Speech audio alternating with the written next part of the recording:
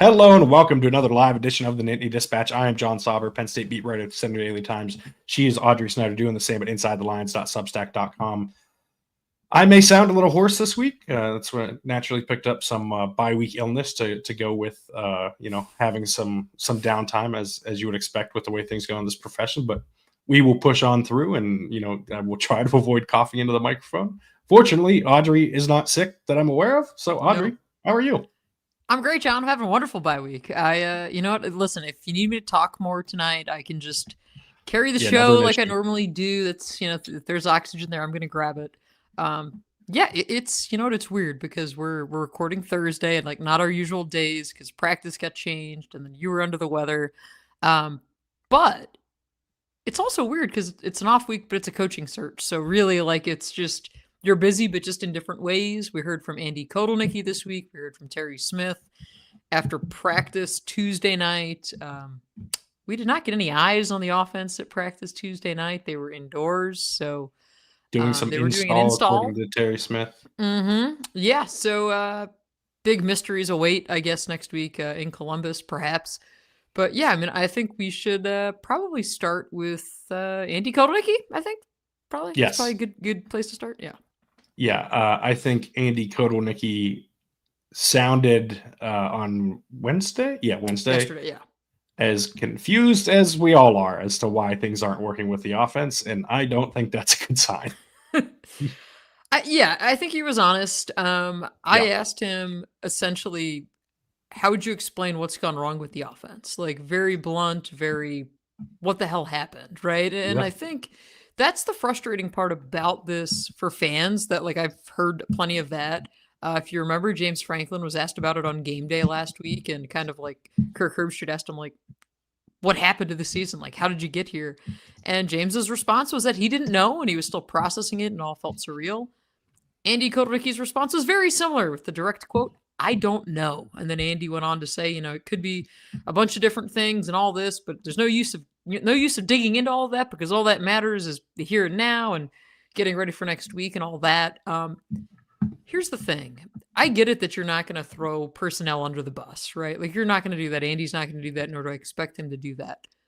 But you got to have some kind of answer prepared, because what are you going to say in a job interview? Because let's be honest, every job interview all of these coaches are going to have in the offseason, it's going to be, hey, what happened at Penn State? Like, what happened when you were one of the top teams in the preseason and this team probably won't win 6 games? Like, I thought he could have had the talking points a little more buttoned up, but yeah, he still does not know. I think the reason you mentioned him being honest, I think the reason he didn't know or doesn't know is because he does know, and it's not an answer that he can give publicly, right? Like, you're not going to throw your guys under the bus, Yeah, and it's partially about the toll that the Oregon game took on everybody and how that kind of precipitated disaster for them. The next few weeks. It's also like there's a level of, and I don't like, it's tough to evaluate Drew Allar's performance while he's dealing with an injury that is going to keep him out for the rest of the year, right? So you don't want to like pile on to what happened in the first few weeks. Before he got hurt, he underperformed. Just say it. Yeah, but he it's not that he was bad. It's that he was above average with, as I've said before, with really high highs and really low lows, and he needed to be great in this offense for it to reach its ceiling. And he wasn't, and that was part of the problem. And everything else sort of fell behind because of it. Nick Singleton has been bad this year. Like, there's no way around it. Katron Allen clearly RB1, but yeah, I think that's the real answer, and that's why Kotelnicki kind of can't say that. And you also don't want to like he should not say anything about Drew Aller that's negative, right? Like, he just can't, and he shouldn't.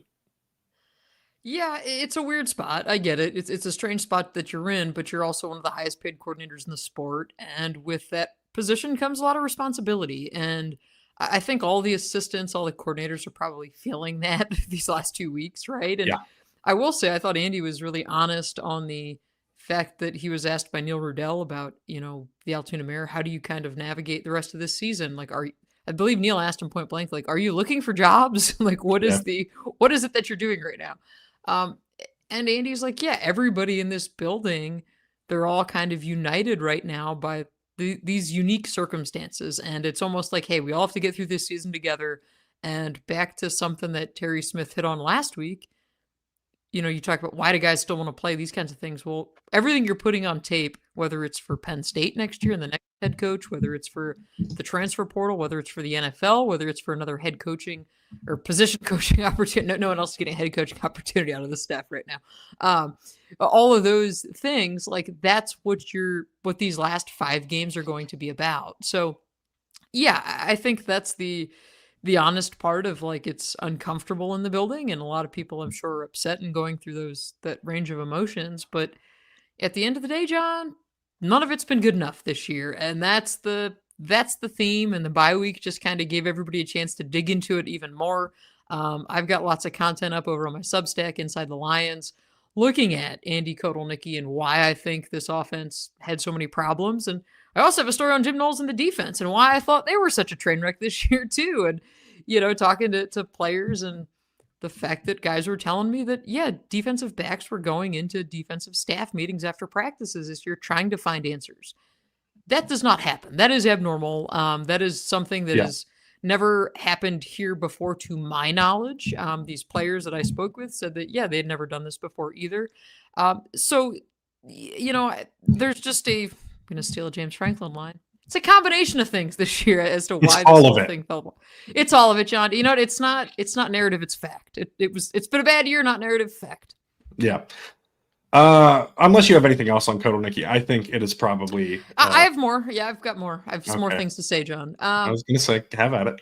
I'm here to listen. So he was also asked about the wide receivers and, why is it that now we're seeing Kobe Howard and Tyseer Denmark? And, I file this under like curiosity, right? Like we're all curious, but I think we all know the answer. We're all curious as to why these guys didn't play in a receiving core that, again, hasn't been good enough. You get the Big Ten play, your 3 transfer portal additions are not doing what you need them to do. Well, I think it was abundantly clear that James Franklin was not comfortable playing these guys, so he didn't play them, right? And that was kind of what the theme has been. And Andy was asked about, and he kind of reverted to, well, who are you going to take off the field when you're trying to get these guys on? Kyron Hudson. Well, it was kind of like one of those, well, if we're going to get them on, and if you're close in competition, like, are we going to take this tight end off, or like, give these guys a chance, give them an opportunity. Terry Smith showed that Denmark and Howard are, he's willing to do that. He even said, like, yeah, as the cornerbacks coach, I've seen these guys all season on the practice field. They're ready. So again, it's another, I think, example of the James Franklin defaulting to the older guys in the room, trying to be loyal, those kinds of things. Put these young guys out there, let them play. Did you catch Kobe Howard, the thing that he tweeted? Yes. Tremendous. I can't remember the exact phrasing. Like, something like, I got stuck in traffic, but now I'm here. And it was a photo from early September, which I also thought funny because I don't think he played in that game, if I remember correctly. I don't know. Whatever. It was a while ago. It was about 8 years ago, September. So it was back when Penn State, we all thought, would be making a deep playoff run that long ago. And had a full-time head coach. But yeah, no, I think the wide receiver stuff is particularly interesting because he kind of pointed to the other position rooms, and you can say, well, are you going to take a running back off or tight end? Like, well, Luke Reynolds has not been great this year, and I already said it. Nick Singleton hasn't either. So yes, I'm going to play 11 personnel, and I think Devontae Ross and Trevor Pena have earned the right to be out there, but Kyron Hudson just hasn't been good enough. And I think that is kind of one of the biggest problems that he was so good in fall camp, and you heard a lot of great things about him, and then he kind of reverted to darling. And he reverted to who he always was at USC in the regular season. And so I think that's the biggest thing, right? Like that, and this can be part of the issue with James as a head coach is that he's like fiercely loyal, right? Like this is the thing that I learned. Like we all knew it, but when I sat down with him for that story I did about his childhood, I really got into a look that like this guy just does not leave his people behind. You know what I mean? Like he is, and it's an admirable quality as a human, right? It does not always help as a football coach. Like you need to be willing to make changes. It impacted the roster building. I'll say that too. It has impacted them on both sides of the ball with depth chart management and like bringing players in and stuff. Like it has impacted them across the board. And this is another example of that, right? Like the fierce loyalty. And it's true of Singleton too. I think part of that is you don't tell a guy to come back, convince him to come back and then bench him, right? Like you kind of just, it's a tough thing to do for someone who feels like he owes these people and these players something. And so I guess I'm not surprised that James wouldn't put them out there. I'm also not surprised though that once someone else was in charge, that it was a much easier decision to make. Yeah, and I think too, there's got to be some strategy at play here too. If you're Penn State, if you're Terry Smith, you're trying your damnedest to keep any of these guys for next year. So yeah, hey, remember we played you late in the year, right? Like remember that, you showed us some promise. When, I think there's a lot Terry's of that going on too. Terry's got a pretty good chance of being on the next staff too. So like, it's not like some of these guys, it's like, oh, I don't really care. Like you owe it to the kids to play them because you owe it to the kids, not for the job. But like, there are guys on the staff who will be back next year that, that it is to their benefit too, to kind of keep this, keep this team together. John, you just said plural. You said guys on the staff. I did. So let's unpack that a little bit. So yeah, I think you and I want to go position group by position group on what coaches we think will be back. Maybe might be time to do that. We've got time. Yeah. I mean, I think Terry Smith is the obvious choice in some capacity on this next staff. I am not saying as a head coach, to be clear. No, I think I got to watch what I'm saying, John, because my words were getting mixed up out on radio stations this week. People thought that I was saying something that I certainly Audrey, did not say. And one of my primary takeaways from this coaching search so far, which is less than 2 weeks old, is that people will take what you say and twist it however they need. My advice for the best info on the search from us is to just listen to us and read our work. No, just go to the written work. Go to the written work. But even come here. Like it's the aggregation. Yeah. As I have to clear my throat for the 100th time. It drives me nuts. I get it. Like I understand why places do it. Like people want that information. They want it quickly digestible. No, when you're factually incorrect and you're trying to say that I said something that I didn't say, like that's not okay. But anyway, John, that was not where I was going with this. It happens a lot. But no, I think Terry like has a pretty good shot of pretty much retaining the role he has, not now, but like had entering the season, the assistant head coach or the associate head coach, quarterbacks coach, defense recruiting coordinator, all that stuff. It'd make a lot of sense, and there will be guys that are like lifelong Penn State guys like Dan Connor and like even Ty Howell that have a chance to be retained too, and I wouldn't be surprised if that were the case. Yeah, I think those Penn State ties are where it gets interesting. I had dug into it.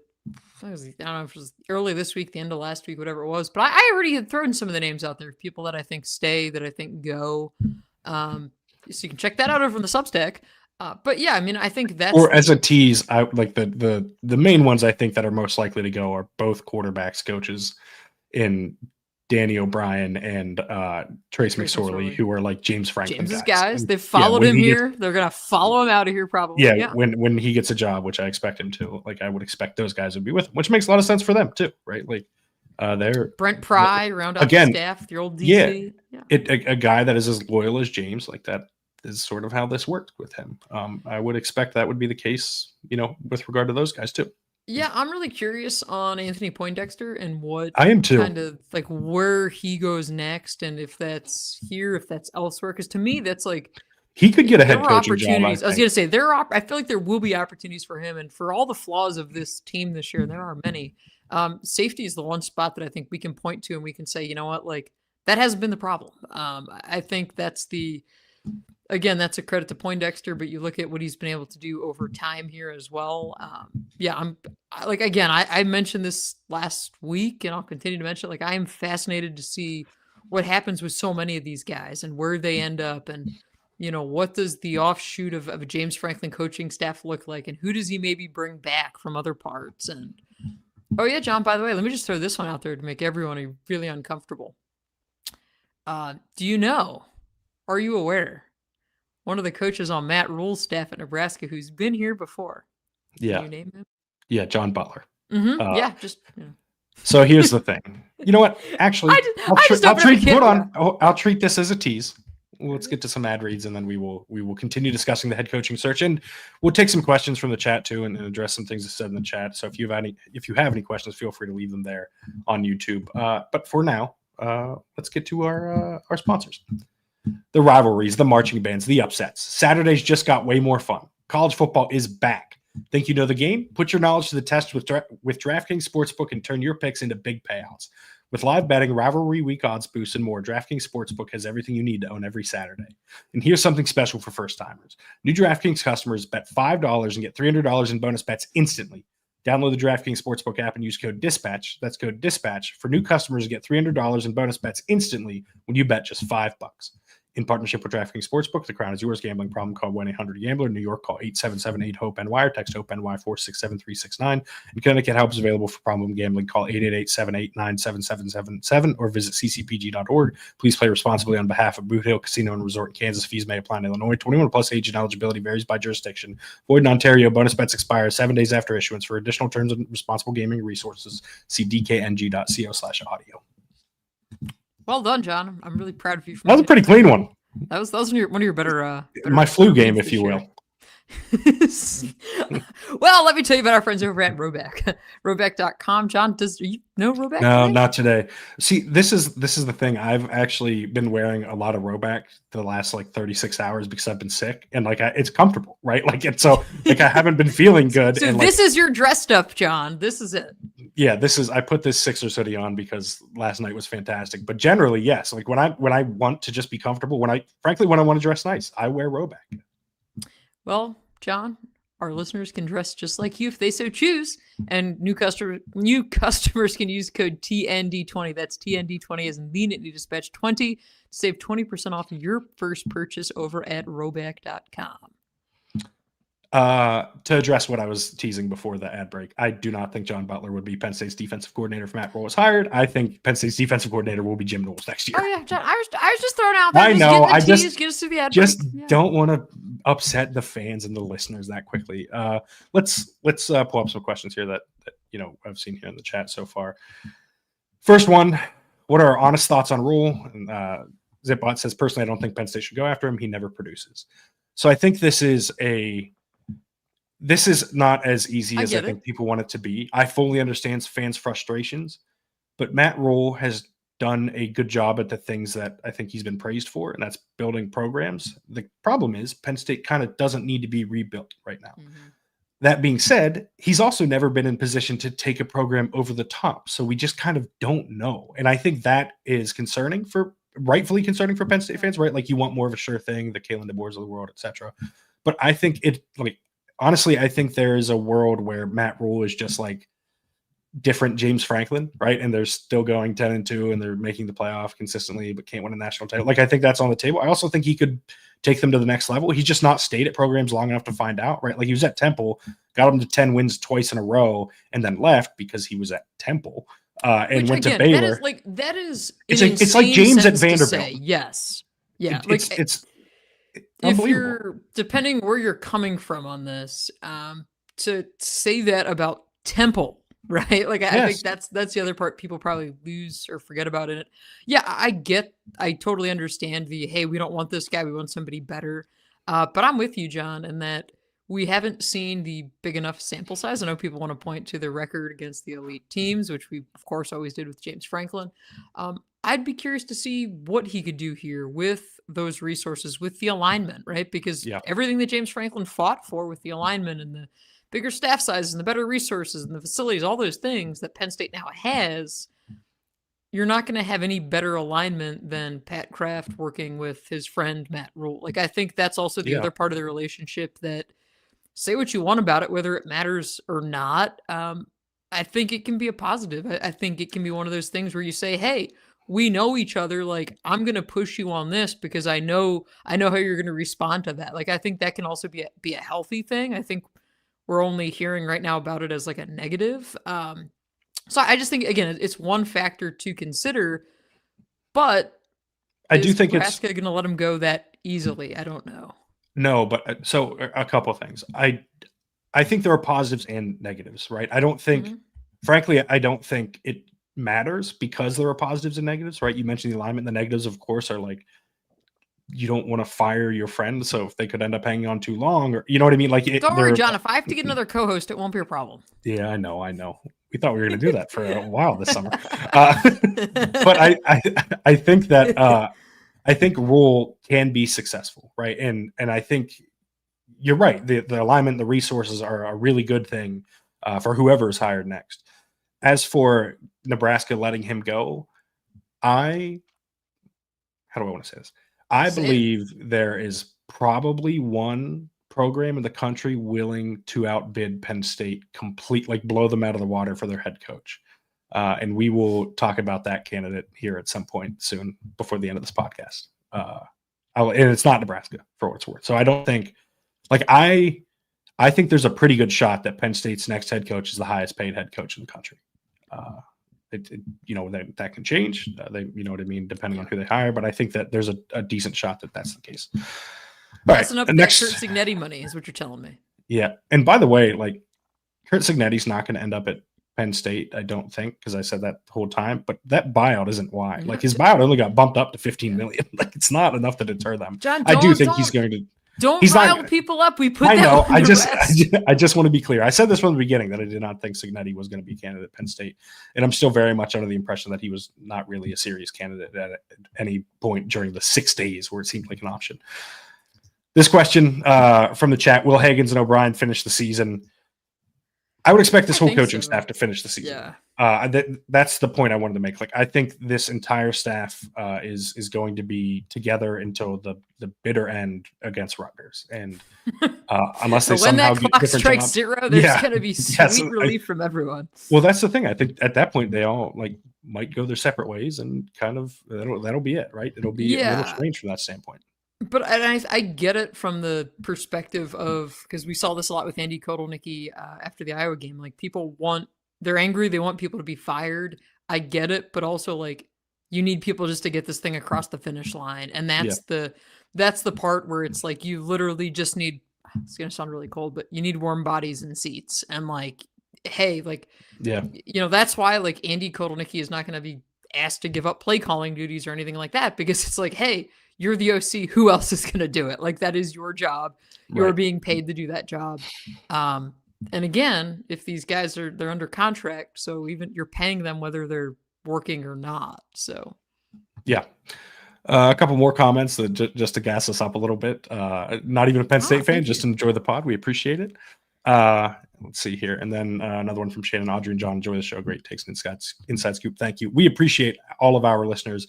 This is a nice time to remind everyone, if you're watching on YouTube, hit the thumbs up button, hit the subscribe button down below. That really helps us out. And if you're listening on Apple Podcasts after the fact, give us those 5-star ratings and reviews. Those really help out as well. But yeah, I do think this is the main thing right now, I think, in this coaching search is that everyone kind of needs to take a deep breath. There are 5 weeks left in this thing, right? This is not, it is October 23rd. They're not hiring a head coach in all likelihood until at least November 29th. Is that the day of the Rutgers game, I think? And so calendar. Yeah, I firmly believe that this thing is going to last for a while. Saw some comments in the chat about yes. Saw some comments in the chat too about the amount of money that Lane Kiffin's being offered. I haven't seen that reported anywhere about it being $13.5 million. I don't believe that number would necessarily be prohibitive either for Penn State when it comes to whoever they end up hiring. John, but don't try to leave that hanging there for people to make a Kiffin link. Don't do it. No, I'm not saying no. I'm not. To be clear, I'm not saying with Lane specifically. I'm saying with whoever they hire. I don't think 14 million plus is out of the realm of possibility, depending on who it is. I want to add something to this too, because I was doing some work on this week. What's going to be interesting is, and again, we're not going to know this till who's out the door, who's staying, who's going, all those kinds of things.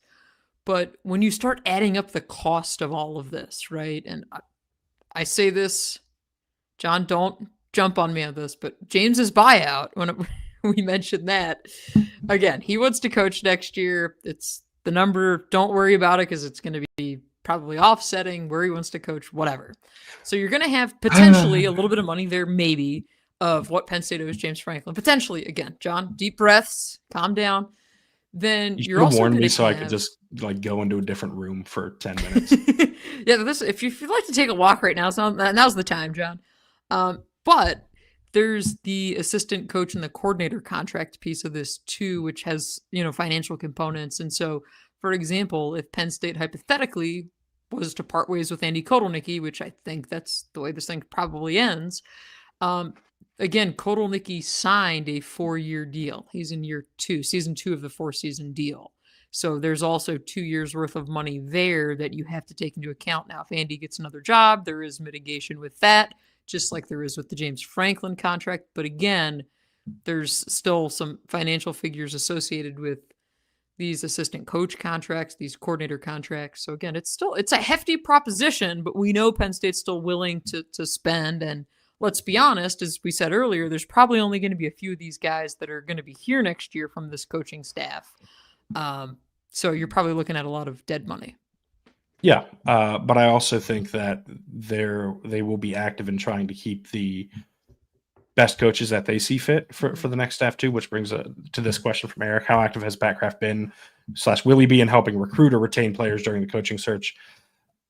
Listen, when Penn State is trying to get its best talent in the door, the athletic director is usually involved, right? And I would assume that is the case with retaining guys too, right? It's building or maintaining a relationship and making sure they know sort of why they chose Penn State in the first place. Yeah, that reminds me, John, because this was another story I had planned to do this fall, and then a coaching search happened. But speaking to that exact point with Pat Kraft, one of the things I talked to Pat about earlier this fall in like August was how instrumental he was for women's volleyball. And they bring in Kennedy Martin from Florida last year, massive transfer. And she's incredible. Like if the football season's got you down and you want to watch some like other athletes, I highly recommend you go like check her out, watch women's volleyball. It's fascinating to watch, but she's an incredible talent. But Pat met with her, and that was important to her and to her family. And they were like, other schools aren't doing this. Like to have the AD sit down with them and say, hey, like this is what we're going to do. So I'm still hoping to do a story on Kennedy. And well, I can say it now because what does it matter? He's not here. Part of the story was going to be Kennedy's dad, Rhule, is a former Packers wide receiver. When Rhule was in the NFL, his position coach was Penn State's James Franklin. That was during that hot year that James was in Green Bay when they went 4-12, and that coaching staff got fired. But when Kennedy was here on her visit, Rhule actually ran into James Franklin, and he was out, and they chatted around town. So it was going to be a nice full circle moment, but none of that matters now. So, but to the point of the athletic director, Pat told me, he said, yeah, I'm willing to talk to whatever athletes we can. So again, I wouldn't just expect that he's going to talk to these guys about staying here, but whoever the next coach is, when you're having conversations about, hey, should I transfer here? I would expect the athletic director to want to be part of those too. Yeah, without a doubt. I think you covered all that well. I did see someone, I can't find it now, asked why we're recording Thursday. We mentioned this at the beginning of the show, but essentially I'm sick, and it is the bye week. We had practice Tuesday night. John, don't make it about you. We had practice Tuesday night. You said it was about me at first. See, he always thinks it's about him. Right. Yeah. But yeah, I think this. Go ahead and bring up the candidate that I mentioned earlier. And again, if you have questions, feel free to leave them in the chat. Mike Elko, head coach at Texas A&M, is an option at this point. Him, Galen DeBoer, Matt Rhule. Trying to think of if I forgot anybody. I don't think I did. Lane Kiffin. Sorry, just kidding. Well, 1 second while I talk. See, ladies and gentlemen, live shows. Yes. While I try to finish that thought, and I can feel a cough coming. But yeah, this is that's right now the group that I would probably focus on. And I said there's one program that's going to pay. It's early. There is no program in the country more willing to shoot money out of a fire hose than Texas A&M. Texas A&M, baby. They don't even have to like the guy. Like, he just has to be doing enough. The problem's there. Obviously, they're undefeated. Would probably have to lose 3 times for him to become realistic. But he's from New Jersey. He obviously has a strong track record at both Duke and now Texas A&M of winning. I don't think it's the worst thing in the world. I would always lean toward hiring an offensive coach or offensive-minded coach, just because like those are the guys that get poached to be head coaches. Right, like defensive coaches rarely become, coordinate or become head coaches just for whatever reason. I did see 2 names mentioned in the chat: Eli Drinkwitz and Joe Brady. As far as Brady goes, I, as of now, do not expect Penn State to hire a coordinator. I expect them to hire a sitting head coach. Right now, I tend to believe that will be a Power 4 head coach, willing to leave the door open for the possibility that it's a Group of 5 head coach down the road. But right now, my expectation is that Penn State will hire a sitting Power 4 head coach. Joe Brady has no head coaching experience. Frankly, I have not put a ton of stock into Brady as a candidate. at any point, really, in all this. I know he's been mentioned elsewhere, but I do not believe the Terry Pegula link. I think that's what people are probably drawing to from the Penn State perspective. The fact that he had a cup of coffee here previously. I think the Drinkwitz piece is interesting now because of Florida. Like, to me, that's the other one of the things I've heard a lot from fans this week is, well, how much pressure is there, or is there more pressure on Penn State now to try and make a hire? That Florida's open, that Florida State maybe after the season comes open, or is the timing piece important? Do you need to, move on and get your guy before James Franklin ends up where he's going, and kind of the dominoes there? I want to go back to something you said earlier, John, because I think we might, speaking of alignment, we might be aligned on this. You said something along the lines of, it's important that they would need to lose 3 games, alluding to the fact that the timeline piece needs to sync up, that you want to get somebody in here early, like late November, early December. Why do you think that's important? Because I outlined this over on my Substack this week, and I'm curious, you and I haven't talked about this, but why do you think that is important? Is it most important to get the right guy, or to get somebody that you can get here in early December? It's funny you say that. I was starting to address that while you were talking, and then I realized I was still muted from coughing. So perfect. Nice See, this is my ideal show right here. Yes. But I think it's more important to get the right guy. The problem isn't necessarily that they would have to wait. It's that things can change while you're waiting. And so you go from just purely hypothetical, like let's say Kalen DeBoer is in the playoff, or Mike Elko or whoever is in the playoff. They win a game. It's like, okay, you got to wait again. Then they win another game. It's like, okay, hold on. And then all of a sudden they're in the national title game. And it's like, well, maybe the school they're at doesn't want to let them leave now, and they're willing to pony up and match everything that Penn State was willing to offer. And now all of a sudden you've waited a month. January. Yeah. And like, I think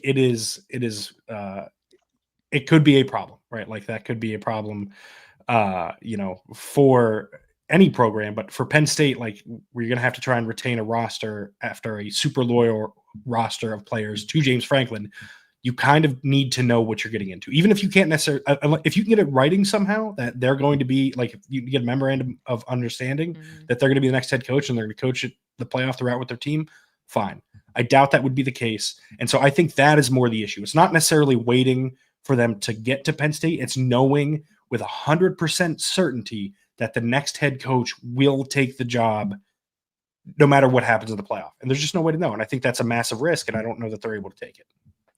Yeah, and again, the advantage is if you get someone that you feel really good about in here in early December, you're then already building toward whatever's next. I don't think we have to worry about a bowl game with this roster, because the other piece of this, John, is I don't even know if they would have enough guys for a bowl game. I mean, that's going to be the other part because of people moving on and, all of that stuff. Like, right now, a bowl game, even a bad one, isn't even, like, I don't even think we have to worry about a pinstripe bowl, because again, I struggle to see these guys. They're not making a bowl game. And if they do, it's like I don't think you are able to, or in a position to do so because of the roster. So yeah, you want to try to get somebody in here early December, let them start building this thing, putting their staff together. I mean, the recruiting stuff right now too, I know there's a lot of panic, and Terry Smith did say that he'd be out. He'd be out this week. He'd be talking to recruits, and his message to them was simply going to be like, hey, this is Penn State. There haven't been a ton of coaches here in our history, but we're going to hire somebody really good. And which also is like Terry, I think, tipping his hand, understanding his spot in the situation, right? He's not saying, hey guys, it's going to be me, because he's a very realistic guy.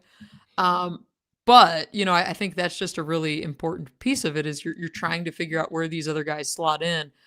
John, do you think, are there certain guys on this roster that you see being willing to follow James Franklin wherever he goes? Oh, that's a good question.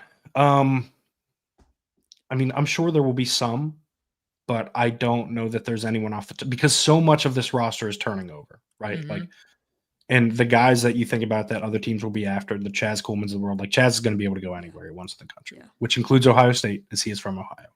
Now he chose Penn State over them once, not saying he can't do it again, but so many of these guys, like, are local or regional, and like there's that aspect of it too. So I don't know. It depends on where James ends up. Like if I think too, like, who the OC is, right? For James, yes. like that to me is the other really big piece in this.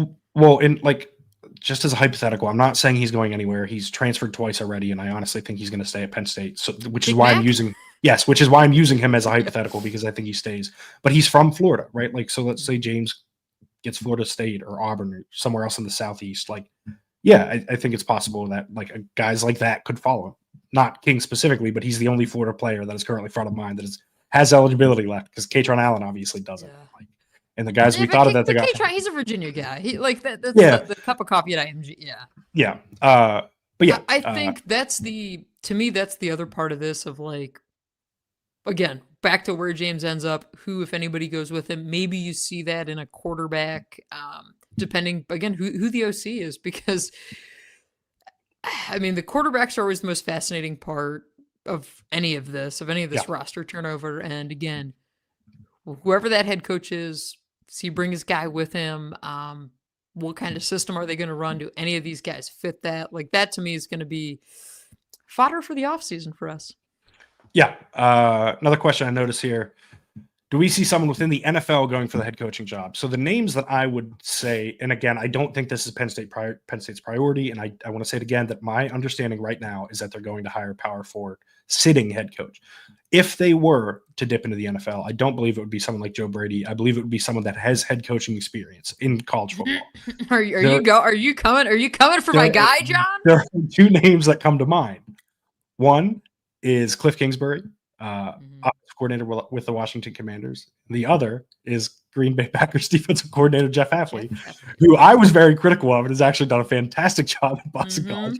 I'm not gonna lie, my track record with defensive coordinators is not great at this point. And so the Hafley connection, BC, Pat Kraft. Yeah. In fact, this reminds me, John, I had an interview request out to Boston College just a couple of years ago to talk to Mr. Hafley, and they said no. I forget. I think it was about Kraft, and they were like, "No, we can't do it. Whatever." Yeah. So maybe I'd finally get my interview request fulfilled, but yeah, to me, like the Kingsbury edition would be wild. That would be fun. Like I'd be on board for that. I think it'd be interesting. Yeah, I think Cliff Kingsbury would be very funny, and I would deeply enjoy covering him.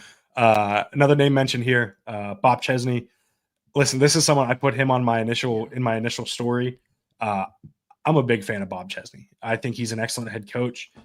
I think so this is the problem with searches like this.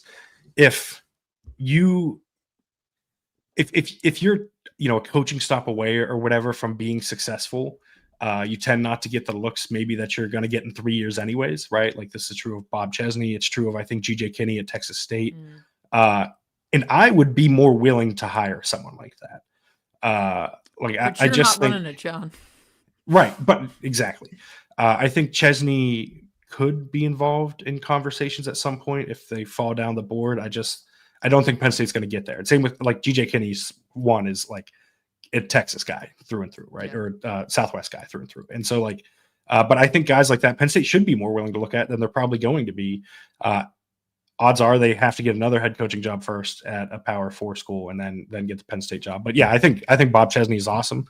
But I just think they're a step away, which I think is the wrong way to view this, by the way. If I'm Penn State, if I'm any athletic director, I think you should go hire who you think is the best candidate, regardless of where they've done it at, which is why Kalen DeBoer had so much success at Fresno State and then Washington, right? Because it didn't matter where he had done it before. They saw it and they took the chance. So why couldn't he do it here, John? Kalen DeBoer? Oh, I think he'd crush it here. I think Kalen DeBoer, I think I've said this on the pod, I think Kalen DeBoer is the best person they can hire to be the head coach of Penn State. I'm going to censor myself. I'm not even going to say any other things. Because I was going to make some jokes, but then I make jokes, and then people think we're being serious about other candidates. Yeah. Don't worry, I'm already being bullied in the chat for my Matt Patricia takes. Fairly, by the way. At Ohio State Week, actually, it's a good time to tease it. We're going to have a friend of show, Bill Landis, will join us Tuesday night. We'll be back to our normal programming as we head to a regular week. So Bill will be here to chat all things Ohio State with us because, of course, John, this game is not anything like we thought, but Penn State does have history on their side. It's the only thing they have going for them this year. Yes. History on their side of winning in Columbus with an interim head coach. Yes. Well, and like these Penn State games, for better and for worse, are always way closer than they should be. Like I just there's a chance some weird stuff happens. I almost had to censor myself there. Boy. Yeah. Some weird things could happen. Yeah, weird stuff can happen. But yeah, I just think like there's a chance that Penn State is like losing 10-7 going into the fourth quarter, and everyone's like, what? And Ohio State still ends up winning. But like I think it's fully possible Penn State pulls the upset just because the way these things go, right? Like we've talked about this before. It would be so fitting if the year they beat Ohio State, it just doesn't mean anything. Like with the way this has gone for Penn State and Penn State fans. I'm very curious the Jim Knowles reception. It won't be fun for him. I was going to say, and not like it's not like, hey, we're not talking video board intros. It's not that kind of thing, but just like, what's it like when he's walking around the field pregame? Because I think you and I were there several years ago when I still remember the photo of Jim Knowles and Mike Yursich, then Penn State's OC, and CJ Stroud is there, and they're like hugging in the corner of the end zone before Knowles took Yursich's lunch money in that game. But which he does a lot in big games, by the way. Yeah. It's the other ones where things seem to not go as great. Yeah, and it's a Penn State run defense that's abysmal. And I was looking at some numbers this week, John, and it's the offense is like 90. Penn State offense like 90-something in total offense. Penn State defense is 21st in total defense, but they're like 90th against the run. It's just like it's like 90th against the run and 6th against the pass, and it's like, yikes. Yeah, it's not good. It might be a bad time. Yeah, it could be a very long Saturday, but we do know it's big noon. Yes, and we know that it's technically November at that point, which means we might be by the time that game rolls around in the month where Penn State's next head coach gets hired. So that's right. You can turn your clocks back, and maybe Penn State gets a coach. Yeah. One more comment I'm going to pop up here. Losing Rojas was a huge deal. I think this is the biggest thing that doesn't, like we've all talked about it a bunch. I don't think it gets talked about enough. Losing Tony Rojas, like completely, like it was like the thread that unraveled everything, right? Like it was, and there's a problem that's the case. You can lose one player at linebacker and your whole defense can become unraveled. But I genuinely think if Tony was available, there's a chance that this team is 6-1 and James Franklin is still the head coach. Like, which is crazy to say about a single linebacker, I know, but like the linebacker play beyond Amari Campbell has been atrocious. The deficiencies at linebacker, right? That's the area we all knew coming into the season. Penn State could not afford to have any setbacks there. You have a massive setback there with losing Tony Rojas. And that's also, John, that's a problem in terms of player development, in terms of talent evaluations of how did you get there, right? How did you get to that spot where your linebacking core was so paper thin that if you lost a guy, it was going to be problematic, right? And that's where, you go out, you get Amari Campbell in the transfer portal. You did that, but one wasn't enough. And we saw it. It's kind of the same thing with the receiving core where you go out, you bring these guys in. At the end of the day, why are you in the portal needing to get these guys? Sure, some of it's the day and age of the game, and you have to be active in the transfer portal and fully expect the next head coach to be more aggressive in the portal than James Franklin was. Like that was part of the problem. Infinitely more aggressive. And that is also interesting because I think most fans or some fans probably think of James Franklin as kind of cutting edge and more forward thinking with the way he approached the game. And I wrote about this last week. James was more old school than I think fans probably realize. And it goes to how we started the show talking about loyalty, but also, yes, Penn State would use the transfer portal, but they always wanted to develop their high school guys. And when you had opportunities, and I say you, not John, but when Penn State had opportunities to go out and get guys, he wouldn't do it because he didn't want to upset the dynamic in the room, right? And he wanted the whole roster to be taken care of as opposed to the top guys. And that's just a philosophical thing that I don't know if that approach necessarily works in this era of college football. So, well, it goes back to the loyalty. Like I think he's undyingly loyal to his people. Well, and he said I forget what year he said it because he said it a few times, but he had said that some of the most telling quotes of his tenure, I thought he said that his best qualities were his passion and his drive, his worst qualities were his passion and his drive, and that he had said several times, quote, I am loyal to a fault. He knows who he is. At the end, I think that's kind of what got him. But yeah, I think again, we know it sounds crazy to say that. Had they had one linebacker, this whole thing might be different. No, but it really does. If you go back and watch the film, it's jarring. Yeah, it's certainly part of it. I lied when I said that was going to be the last thing I pop up. 2 more questions, then we'll get out of here. First from Melinda, do you think the new head coach will be able to get recruits back? How likely? I would venture to guess yes. It depends on the players, and this will be easier to answer once they have a head coach. Until then, it's kind of tough to know, just because you don't know the connections that the new head coach has, whether that's locally or what have you, and you don't know.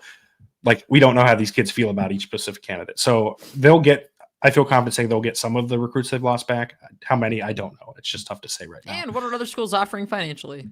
Yes, and that's part of it. And like you said, Penn State's going to be aggressive, and so they should be able to get high-end guys back if they want them.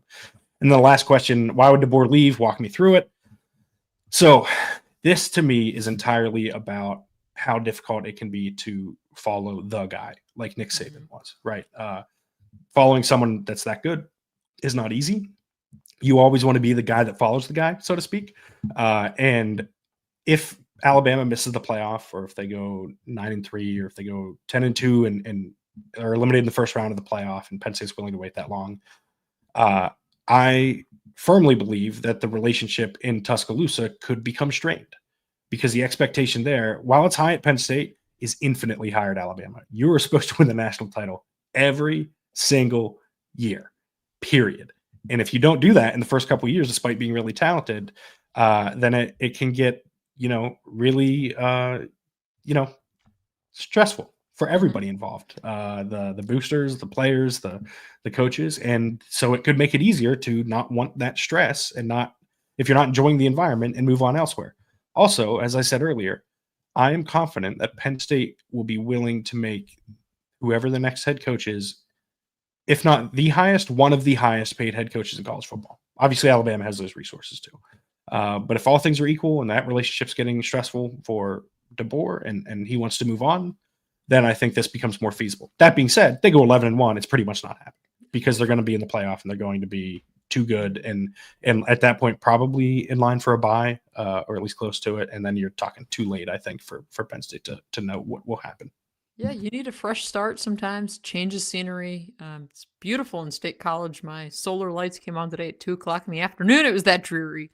But yeah, I think it's kind of similar to the James Franklin needing a fresh start, right? But on a bigger scale, right? And I think that's going to be the other piece to this. And that's still, I think, part of why Penn State did what they did when they did and moved on from James Franklin, was because it was like, we can't keep putting this guy out there. It's not fair to him either, to endure this. So again, I think that's kind of the other side of it. But yeah, it's going to be fascinating to see where, John, are you willing? Are you ready? You put me on the spot a lot, so forget it. I'm not even going to be nice about it. Your prediction. I'm sick. How dare you? Your prediction for where James Franklin is coaching next year, because I didn't even say where James Franklin is coaching come January. So can I talk through this a little bit before I give you my final answer? Sure. So I think there are a few candidates. I think Florida State's going to come open, as if the half-assed statement from Florida State's AD was. We're going to wait to the end of the year to evaluate. Yeah. Yeah, it's like, we're going to wait to fire him for another month. It wasn't telling enough about where Mike Norvell stands. I think Florida State will be an option. I think UCLA has a chance to be an option. I think Auburn could be an option. I think Virginia Tech could be an option. I've seen a lot of people connect there. I do wonder if James is willing to succeed Brent Pry and then also hire him as a defensive coordinator somewhere where he just got fired. I think this feels like whatever. I think James is the head coach of Florida State next year. And a part of that, and this is a big part of it, is that it's in the ACC. I think he's not going to want to deal with donors, but he's gotten better at doing that kind of stuff. But I think being in the ACC is such a massive advantage in getting to the playoff. And you're also at a brand that if things consolidate further and schools migrate to the Big Ten and SEC from the ACC and Big 12, Florida State is going to be one of the schools at the top of that list. They're not getting left out in the cold. And so they could easily end up in the SEC or the Big Ten. And so I think he's going to be at Florida State next year. That being said, if I had to pick a second option, I think it's probably Auburn. But I also think Auburn's kind of messy. There are, for what it's worth, sorry to cut you off, there is one more ACC school that doesn't get mentioned and has been open for a few months that I think could be sneaky interesting and kind of aligns with Penn State in a lot of ways, that has produced a bunch of Olympic sport athletes in Stanford. But my expectation right now is that Tavita Pritchard's going to be the next head coach at Stanford. Nerd Nation. Yes. With the GM of Andrew Luck. Yeah, it's, to me, the Florida State job. I always thought that was something that James Franklin had just made sense. But to your point about Florida State, and I wrote this, it must have been this week, John. The days, I don't know where I'm writing, yapping, what I'm doing. But I wrote this somewhere. It had to be on my Substack at some point this week. It would be really interesting, funny, hilarious in the coming years if James Franklin's at Florida State and they end up in the Big Ten. Right, that would just be a really nice little, hey, look what happened. Yeah, so you heard it here first, folks, on the Nittany Dispatch. John Sauber, James. Don't do this. Fear the spear. Here they come. Yeah, Tallahassee's. I've been down there. I was down there one time. My brother was there for a little bit and visited him down there. It was a pretty cool spot. I think you'd like it there. I don't think I've ever been to Tallahassee. It's fine. There are more similarities to the areas surrounding State College, I think, than to State College itself. It's more rural than State College is. I don't know about that, but it's, to me, and I think this is always so interesting when you talk to a lot of these coaches about like where they're going to go, I would love, and maybe John, this is our public invite. If James Franklin wants to come on and join the Nittany Dispatch, we can have him come on here, let him hold court for a little bit. Yeah, we'll shoot him a text to see how that goes. Yeah, well, James, come on here. We'll send you the link for StreamYard. Hop on and join us. I would just be curious what his. Because again, these guys are in the building. Like there's nothing normal about their lives, right? Like, what did he actually enjoy about this place? Like, was there anything like, okay, James, like your favorite restaurant? This I don't know. Does the guy have one? Like, does he even like the burger named after him at the field? I don't know. I mean, I remember talking to him one time. Thank God I was able to do it in the hallway. I didn't have to ask him for the whole group. I was doing this story on like college football coaches and things, and I guess like things named around them around. I was talking about his turkey burger. Yeah. And he was like, yeah, here's how I did it and blah, blah, blah. And I'm thinking, oh man, like the dude has a turkey burger named after him here. Like, cool. But the genesis of that, John, it's actually pretty good little backstory and he told this after 16 when, everything kind of came together after it looked like it was going to fall apart the first time. That he went and dined with all those players on the roster when he got here in 14. And he's like, I ate so many meals at the field that I was like, I can't eat burgers every night. So I need something a little bit healthier. So when they asked him to make his burger, he went with a turkey burger because he's like, I'm literally going out to eat one-on-one with a kid every single night for, if it took 2-3 months to meet that entire roster, which it's going to be interesting too, now that you got me all wound up. With this new coach that comes in, and how do they go about learning this roster and these again, and how many people they bring with them? How many of these guys are here again? We'll see. It was a different time when Franklin went through it. That's why people like Terry Smith will be vital to and that's why whoever is the next head coach needs to retain him.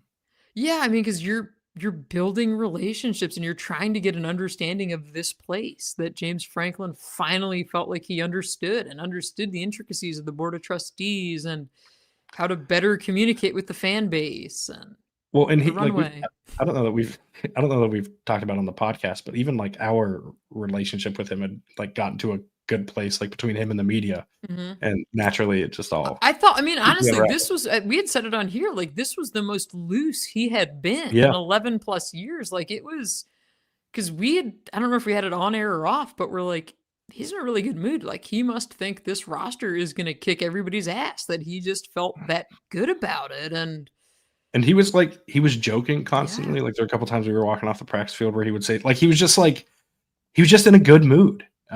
Which makes it so jarring. And I don't know that I've fully processed that he's not the head coach anymore. It's what makes it more jarring that he isn't, because everything was so good until the Oregon game. And like everything felt like it was finally in place for him. Like you said, from a alignment standpoint, from a donor standpoint, like he finally got it. Like it all seemed to click. and then it just fell apart. Yeah, and I know fans still want what happened? Why didn't it work? And it's like, gonna steal a Franklin thing.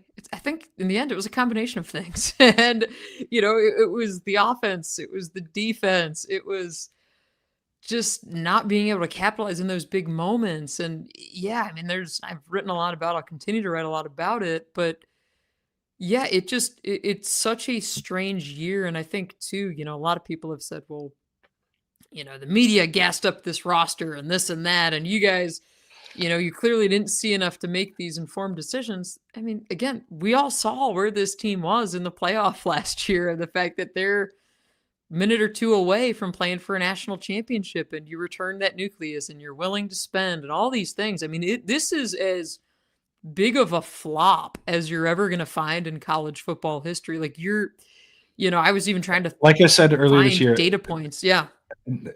As big of one as I've seen, and the last time one like this happened was Clemson also right now. And I know I've made that joke before on here, but it is true. That this is like, it's crazy that this is kind of happening simultaneously. But as you said, it is Clemson, entirely. You can at least point to previous success, like at least for that fan base, you can hang your hat on some things, But there was still an expectation this year. And as you know, and as everyone knows, it's entirely the media's fault. Don't worry, someone in the chat was already trying to blame us earlier for our softball question, which is very funny considering the two people that are on this podcast. Was it me asking Terry Smith if no one could understand Jim Knowles' defense? Was that too soft? No, I think was it me asking Andy Kotelnicki what happened to the offense? How did it get here? Me going back and getting the only person to get two questions the OC this week, just because I happened to raise my hand twice by accident, and asking him about the legacy of his quarterback. Was it that? Yeah, was that the problem? I don't think we need to go over our resumes when it comes to asking what needs to be asked, to say the least.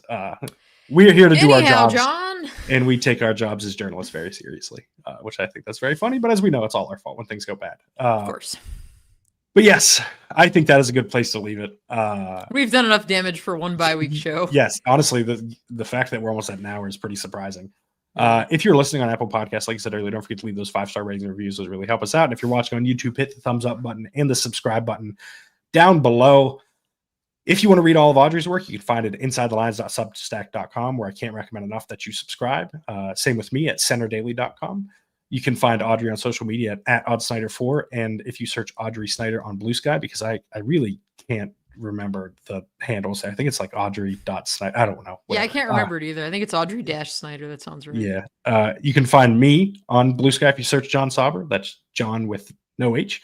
And you can find me on Twitter if you search John Sauber, again with no H.